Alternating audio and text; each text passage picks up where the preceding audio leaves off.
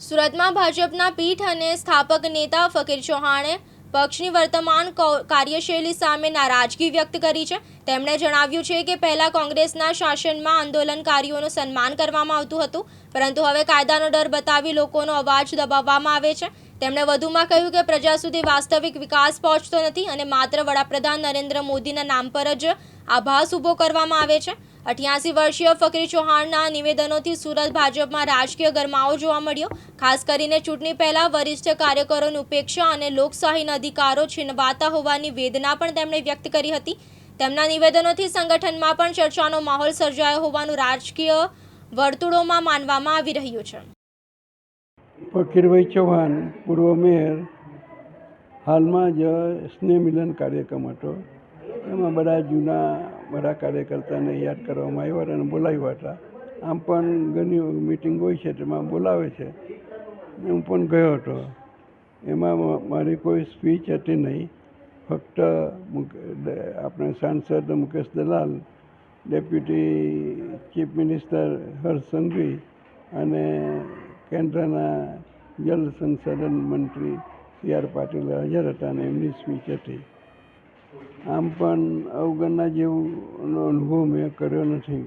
વારંવાર મિટિંગ હોય છે, પરંતુ આમંત્રણ પણ મળે છે, પરંતુ મારી તબિયત સારી ન હોવાથી અમુકમાં જામ અમુકમાં ન જામ એવું બને છે। ખાસ કરીને તમારું એક નિવેદન આવ્યું છે કે પહેલાં જે લોકો કોંગ્રેસના સમયમાં જે વિરોધ કરતા હતા એ લોકોને છોડવામાં આવતા હતા, હવે રાજદ્રોહનો કેસ લાગે છે।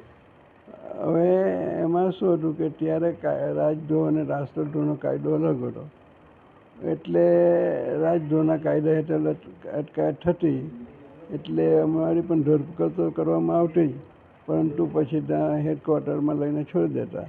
આજે કાયદો બદલાયો છે એટલે આંદોલન કરે તો જામીન પર છૂટવું પડે છે, આટલો તફાવત છે। ખાસ કરીને તમે એમ પણ કીધું છે કે જે ચહેરો છે આખું મોદી છે, એના સિવાય કોઈ નથી, એવું કંઈક ધ્યાન છે? ના, આમ પણ અત્યારે જોઈએ તો તમને પણ અનુભવ થતો હશે કે નરેન્દ્ર મોદી સંગઠન અને શાસનનો પ્રાણ છે એવી પરિસ્થિતિ છે, અને એમના લીધે જ મત પણ મળે છે, એમના લીધે જ લોકો ચાહે છે, એવી એક એમની આભા નિર્માણ કરી શકાય છે। એટલે એમ ટૂંકમાં કહેવા આવે તો મોદી સાહેબ સિવાય બીજા કોઈ એવા વર્ચસ્વ નથી કે કોઈ નેતા નથી, એમ કહી શકાય? લગભગ એવું છે। શું કહેશો પછી મોદી સાહેબ પછી બીજો કોઈ નેતાને આપણે ચૂનવું હોય તો? નરેન્દ્ર મોદીની તબિયત હાઈ ક્લાસ છે અને 75 વર્ષનો નિયમ એમને લાગવાનો નથી, એટલે અત્યારે કોઈ એવી ચિંતા કરવાની જરૂર નથી।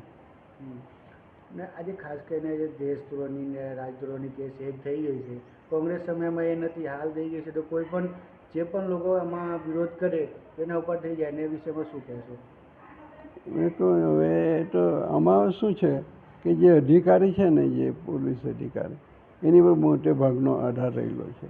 એને કઈ કલમ લગાડીને શું કરવું એ રીતે આખું પરિસ્થિતિ સર્જાય।